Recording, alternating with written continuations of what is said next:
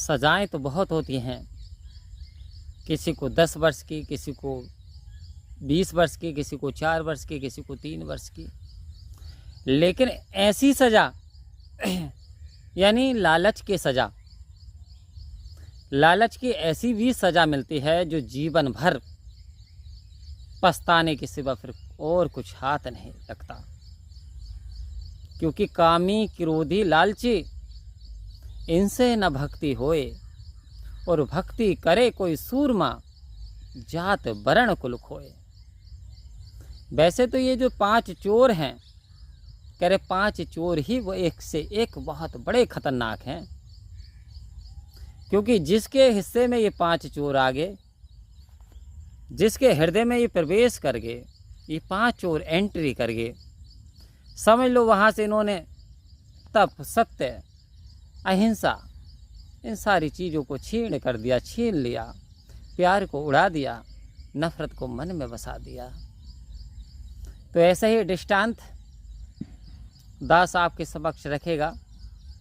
एक समय की बात है कि एक धोबी जो कपड़े धोने के लिए नदी पे जा रहे थे, साथ में जो गधा था उस पर कपड़े लदे हुए थे, और अपनी मद मस्त चाल में आप नदी की ओर रवाना हो रहे थे। अचानक रास्ते में उन्होंने देखा कि एक चमकता हुआ कोई पत्थर सा एक टुकड़ा उन्हें दिखाई दिया। उन्होंने उसे उठाया और उठा करके हाथ में देखा, बहुत चमकाहट थी, काफ़ी चमक रहा, शाइनिंग दे रहा था। तभी उन्होंने कहा कि इससे मेरे गधे की शोभा बढ़ जाएगी। अब उन्होंने उस पत्थर के टुकड़े को गधे के गले में बांध दिया और चलने लगे मस्त चाल से। आगे जब चले तो उन्हें एक व्यापारी मिला, और व्यापारी ये जानता था, जब उसकी नज़र पड़ी गधे पे तो आंखें चकचौंध हो गई। बोले क्या है? देखा तो वो हीरा था। अब व्यापारी जानता था इस बात को, क्योंकि वो सुनार था, वो हीरा है। उसने कहा भाई ये गधे के बांध रखा क्या है? बोले एक पत्थर था, चमकीला सा पत्थर है। बोले ऐसा करो, हम आपको 500 रुपये दे देंगे, ये पत्थर हमें दे दो, गधे के भी तो बंधा हुआ है।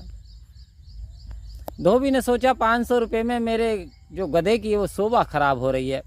बोले नहीं जी, मैं इसे बेचना नहीं चाह रहा, तो भी 500 रुपये में, इससे अच्छा तो मेरा गधा पहन लेगा तो बहुत अच्छा लग रहा है इसे पहनने के बाद। व्यक्ति आगे बढ़ गया और उसने कहा भाई ये 700 रुपये ले लो। धोबी ने फिर इनकार कर दिया कि भाई मैं इसे बेचना नहीं चाहता, 700 रुपये में इससे तो मेरा गधा ही पहन लेगा। और वो व्यक्ति जब आगे बढ़ जाता है, धोबी इधर आगे बढ़ जाता है, धोबी घाट पे चला जाता है और अपने कपड़े जो कार्य करना था उसे निपटाने के बाद में जब वापस आता है तो एक और जो जौहरी था, उस जौहरी की नज़र अब गधे के चमकते हुए डायमंड पर पड़ गई। वो एक क्षण के लिए रुका और रुकने के उपरांत उसने वार्तालाप की कि भाई साहब मेरी बात सुनिए। बोले क्या कहना चाहते हो? बोले रुक कर के तो सुन तो लीजिए। बोले ये जो पत्थर है क्या आप इसे बेचना चाहते हैं? तो कहता जी नहीं, शोभा दे रहा, मेरे गधे की शोभा बढ़ा रहा। बोले नहीं, ये मैं इसके 50,000 रुपये आपको दूंगा। अब जैसे धोबी ने सुना 50,000 कहाँ 700, माथा ठनक गया। कहने लगा क्या मेरे तो किसी काम का नहीं है।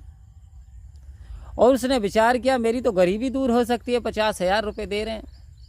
उन्होंने हाथ जोड़ कर कहा श्रीमान जी कोई बात नहीं, मैं दूसरा पत्थर कोई और चीज़ लड़ी लटका लूँगा गले में गधे के, सो आप ले लीजिए। और 50,000 रुपये वो व्यक्ति उस हीरे के दे करके, और वो बड़ा खुश, जो वाशरमैन था बड़ा खुश, और वो चल दिया। जब चल दिया इधर वाशरमैन कह रहा भगवान तेरा बड़ा धन्यवाद, मुझे तो उस टुकड़े की पहचान ही नहीं थी, 50,000 रुपये में इतना सा टुकड़ा बिक गया। इधर ये व्यक्ति इंतजार कर रहा था जो कि 700 रुपये लगा करके चला गया। इसके मन में आया तूने 700 लगाए, क्यों ना 2000 रुपये में दे दे, चल। फिर वो व्यक्ति उधर ही चल दिया जिधर के लिए बासरमैन गए हुए थे, यानी धोबी गए हुए थे। उधर ही ये व्यक्ति दौड़ करके जा रहा, पसीने पसीने हो गया। उधर जब बासरमैन आ रहे थे तो उनका चेहरा बड़ा खुश, बड़े आनंद में। अब वो व्यक्ति ने कहा भाई सुन, मैं तुझे 2000 रुपये दूंगा। बोले किस चीज़ के? बोले वो जो चमकीला पत्थर है वो कहाँ रखा है, वो तू मुझे दे दे, मैं तुझे 2000 रुपये दूंगा, दो ना तो 3000 रुपये ले ले और तेरे किस काम का दे दे। अब जो वो धोबी था बहुत हंसा, कह रहे भाई साहब 3000 रुपये? बोले वो तो मैंने बेच दिया। कह रहे कितने में?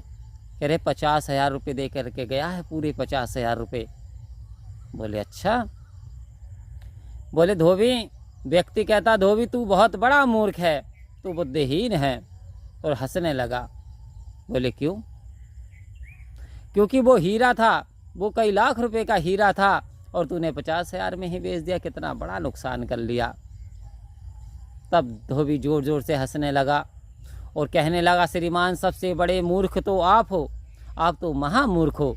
बोले कैसे? कह रहे मुझे तो पहचान नहीं थी कि वो हीरा है और इतना कीमती बिकता है, सो मैंने 50,000 में दे दिया। परंतु तुम्हें तो इसकी पहचान थी, इसकी कीमत भी जानते थे और ये कितनी कॉस्ट में बिक सकता है, ये सारी बातें, सारी जानकारी आपको मालूम थी क्योंकि आप व्यापारी हो। मेरा काम कपड़े धोने का है, मुझे इसकी नॉलेज नहीं थी। फिर भी तुमने मूर्खता क्या दिखाई? तुम 500 रुपये लगाए, 700 रुपये लगाए, अब 3000 रुपये लगा रहे, यानी लाखों के माल के 3000 रुपये लगा रहे। तुम्हें शर्म नहीं आ रही? अब लॉस किसका हुआ? अगर तुम मुझे उस समय 10,000 रुपये भी दे देते तो मैं इसे आपको बेच देता। अब किसकी हानि हुई? मूर्ख कौन है, मैं या आप? अब वो व्यक्ति सोच में पड़ गया। तभी तो संत महात्माओं कहा कि कामी क्रोधी लालची इनसे न भक्ति होए, भक्ति करे कोई सूरमा जात वर्ण कुल खोए। कहीं आज हम ऐसी गलती उस व्यक्ति की तरह तो नहीं कर रहे? ये जो हीरा जन्म है, ये जो मिला है हमें हीरा जन्म है, जिसने इसकी जानकारी कर ली उसका जीवन का उद्धार हो गया, अर्थात उसका कल्याण हो गया। और जिसने इसकी जानकारी हासिल नहीं की उसने धोबी की तरह कोड़ियों के भाव बहा दिया, अर्थात हानि ही हानि, हानि ही हानि। तो आओ संत महात्माओं, वास्तव में मानुष जन्म अंत की सीढ़ी, फिसल गई तो वारी गई, कहे अवतार 84 वाली करी कमाई सारी गई। ये वो डायमंड लाइफ है जो बार बार मिलने वाली नहीं। यही वो जीवन है जिसमें परमात्मा की प्राप्ति की जा सकती है, जिसमें परमात्मा के दर्शन किए जा सकते हैं, जिसमें भक्ति की जा सकती है, जिसमें मानवता की सेवा की जा सकती है, जिसमें परहित किया जा सकता है, जिसमें दूसरों की भलाइयों के कार्य किए जा सकते हैं, जिसमें इस आत्मा का कल्याण किया जा सकता है। यही वही जन्म है। परंतु आओ संत महात्माओं, उमरिया बिता दई और राम नहीं जाने, और राम नहीं जाने तो जीवन में समझो कुछ भी नहीं जाना।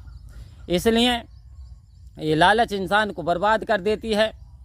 बचपन में जागो, जवानी में जागो, ये मेरा तजर्बा कहता है।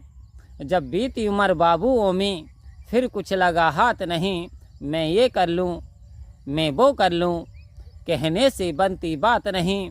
और जो वक्त पे कर ले काम अपना, वो सहता समय की घात नहीं। आज हमारे पास समय है सतगुरु की कृपा से, आज वक्त पे हम अपने कार्य को निपटा लें, कर लें, तो वास्तव में फिर हमें समय भी कुछ नहीं बिगाड़ सकता। और यदि हमने समय पर रहते हुए अपना ये कार्य नहीं किया, जिस कार्य के लिए हम यहाँ आए कि वादा करके राम भजन का जीव जगत में आया था, आओ संत महात्माओं सभी ने वादा किया परमात्मा का गुणगान करने का, लेकिन यहाँ आन करके माया के चकाचौंध में हम सब भूल गए। इसलिए अब जाग जाएं, चेतन हो जाएं और लालच में ना पड़ते हुए इस परमात्मा की प्राप्ति कर लें जी।